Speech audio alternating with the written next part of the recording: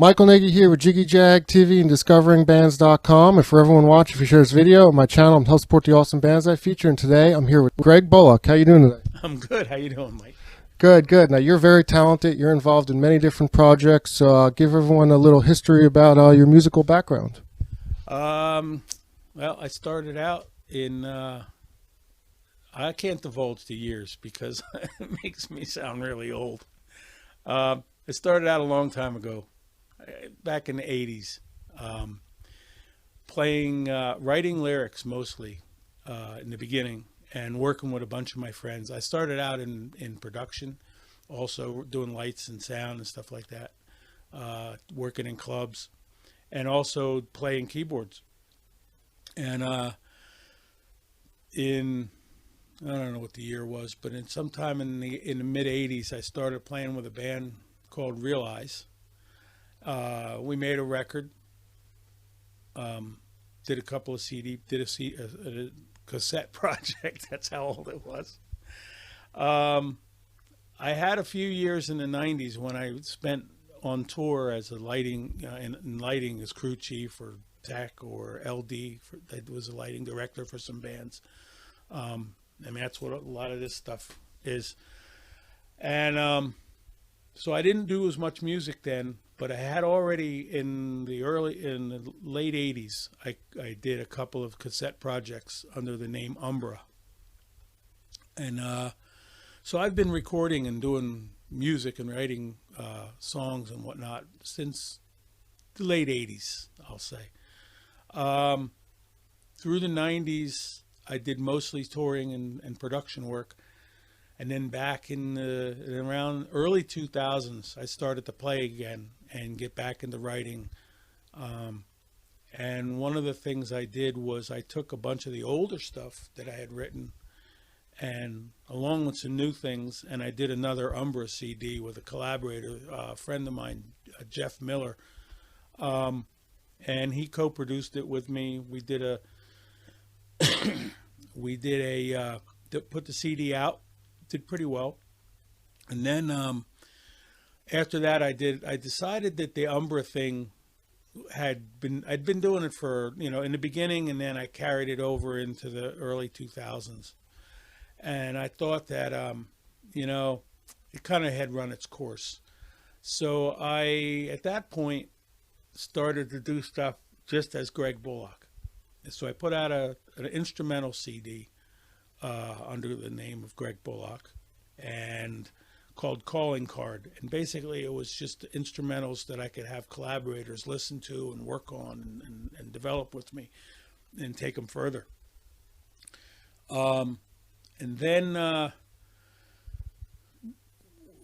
guess that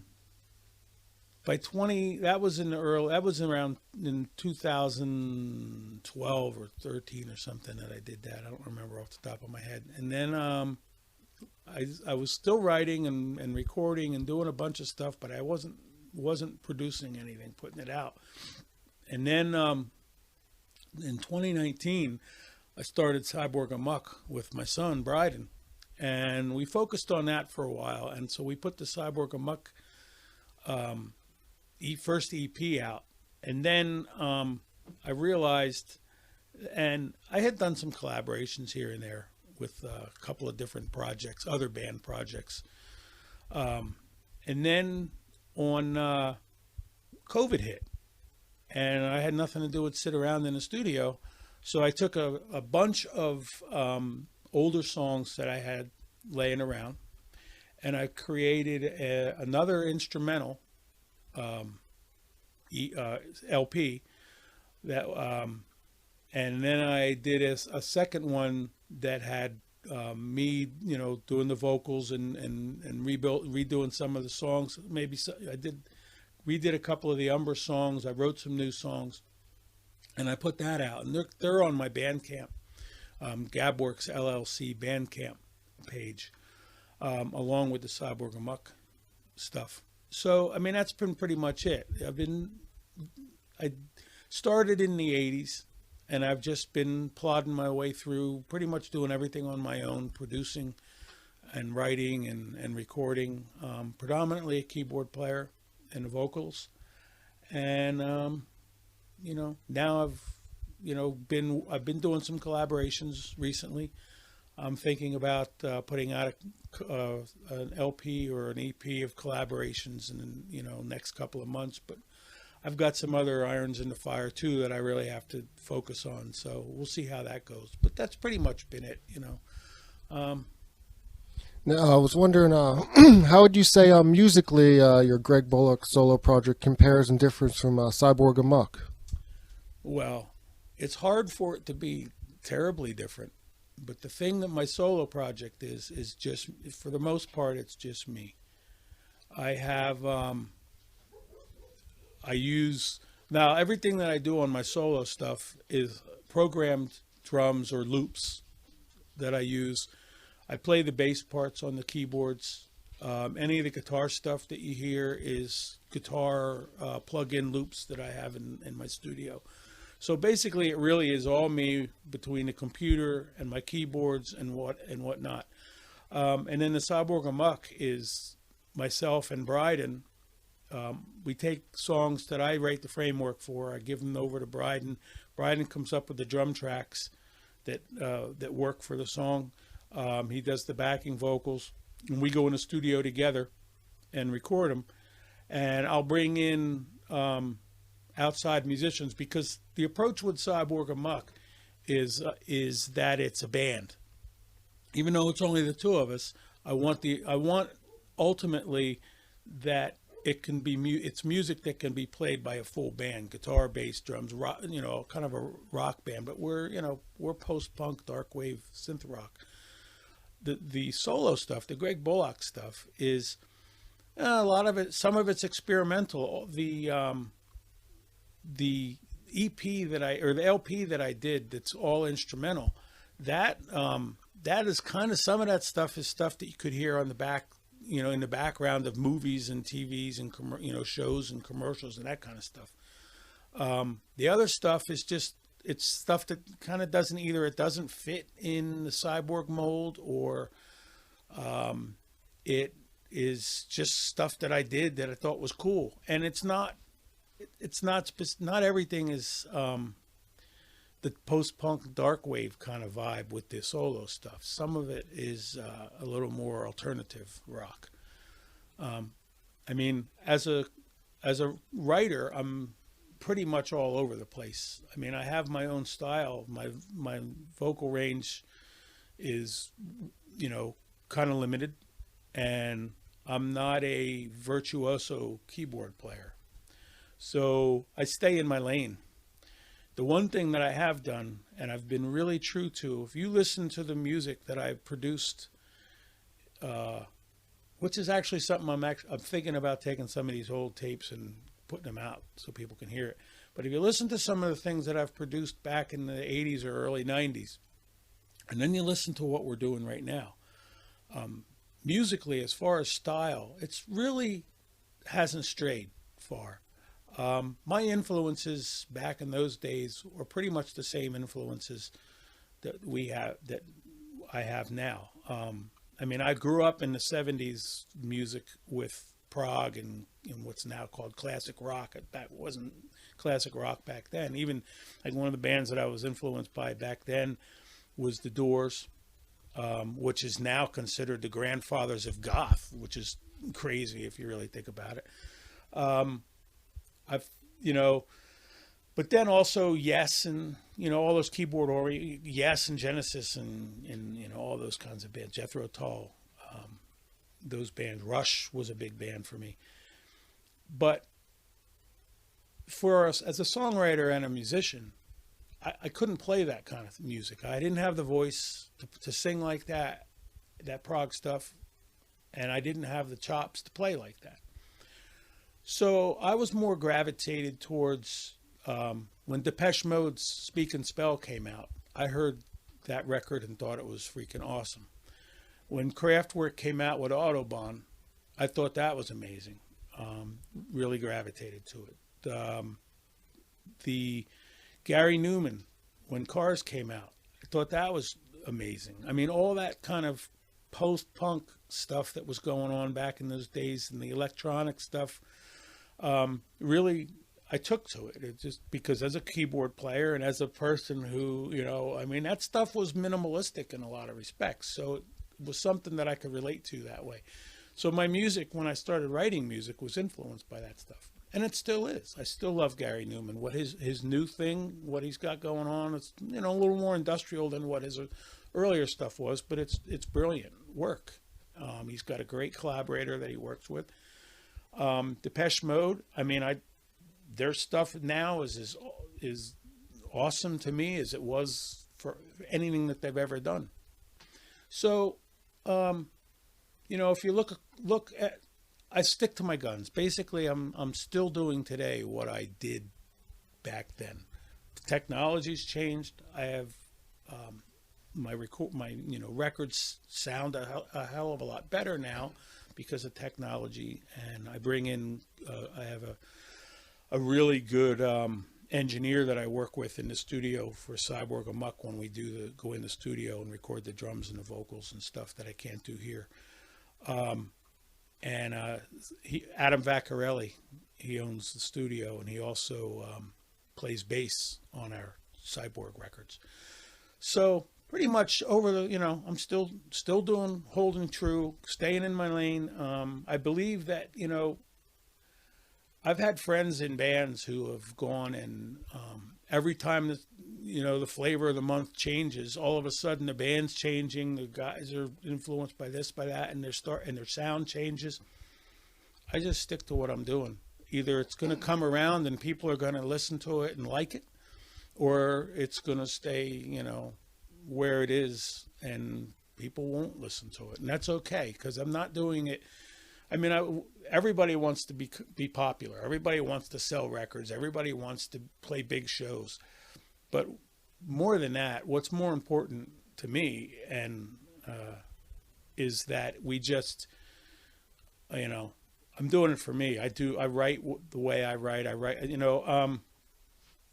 The song, one of the songs on the new Cyborg Amok record, "Sleep Tonight," is actually there's an early version of it on the Umber CD, a newer version of it on the Greg Bullock Moontime Shadows LP, and that song is about urban gun violence, and it was relevant when I wrote it 10, 12 years ago, and it's just as relevant, if not more relevant, today. Yeah, I mean, as far as I forgot the original question that you asked me. I just rambled on about, It's all good. Good information. No, I mean, I'm just trying to, you asked me about my history and where I came from and what, and there's a lot. Yeah. I mean, I'm an old guy. I'm not, I don't feel old. I feel like, but I feel old when I try and get out of bed in the morning. But I mean, really, I started out a long time ago, and people are like, "Why you still do it?" I got a life and a business and a lot of stuff going on, and I do it because it's what I do. I'm here because in this life, because this is what I'm supposed to do. I'm supposed to write poetry, and which I have a lot of poetry. I have several poetry books. Write music, and that's my thing. And so, I don't have a choice. You know what I mean? It's not a choice as to whether I can stop doing it. When I didn't do it in the 90s, it kind of drove me nuts. And I didn't have time. I was living on tour buses and going out and doing shows and, all these places. And there just was no time for me. It was cool that I was working with these bands, and but there was just no time for me to be able to produce records and whatnot. And now I have that time. So that's what I do. Awesome. And for everyone watching, Greg's going to be at the Dark Side of the Con 4 this weekend, looking to network with a lot of bands and stuff. What bands are you looking forward to seeing this weekend? Well, I was hoping to see Twin Tribes, but they're going to be on pretty late. I'm hoping that I can stay up late enough because I got stuff going on Sunday in the studio here that I need to be here for. but I have Nick Santiago's friend of mine that I met at when Cyborg Amok played the Evil Expo last year in King of Prussia, and he's going to be V is for Villains is going to be playing at the con on Saturday, so I'm looking forward to going to seeing him. And there's a few other bands that aren't playing on Saturday, which is the day that I'm going, but they're going to probably be there hanging out. So I'm going to go. I think Abby Death is going to be around, and not quite sure who else, but there's a band that's doing typo negative stuff. Oh, Carnivore AD, yeah. Yeah. And I was a typo negative fan years ago, and it's kind of gravitated to him because of Peter Steele's vocal he had that baritone thing going on, kind of scary, and I gravitated to that because, again, I can't sing high. That's my range is baritone, low tenor, so those are, I mean, it's kind of where I'm looking forward to seeing those bands. And there's other bands that I don't even know. Like it's a great festival. You're going to run into so many different people, meet people, network. So everyone watching, look out for Greg. He's looking to network, meet people. So yeah, I mean, I'm looking to check out the vendors. I'm going to talk to, I just want to network and I'm kind of new, to the post-punk goth scene. I mean, it's one of those weird things. All of my life, I've been listening to I was listening to goth before goth was a thing. I just have been. It's what I've listened to. Post-punk. I didn't know it was post-punk, but I was listening to the Thompson Twins and Gary Newman and, all these different bands in the earlier days. Orchestral Maneuvers in the Dark and just Clan of Zymox. I didn't mention them earlier. I'm hugely influenced by Clan of Zymox because somebody turned me on to them when they're A Million Things and, a couple of their songs off their first, I think it was their first record came out. And I was like, oh, this is freaking awesome stuff. And I've been following them ever since.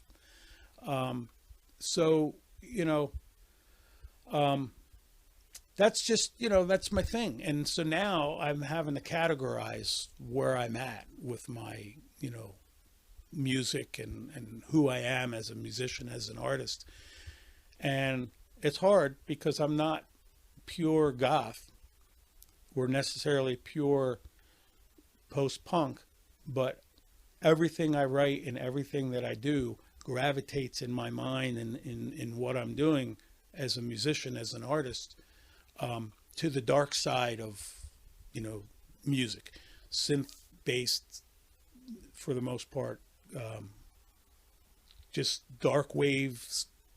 I say when people ask, we are dark wave, post-punk, synth rock. And, but it's not in any, it can't be pigeonholed into any one category. We're not just goth. now, if people want to look up your Greg Bullock solo project music, how do they do that on social media and get your music? Well, I did have a website or a web address, and I lost it. It got stolen by somebody in China.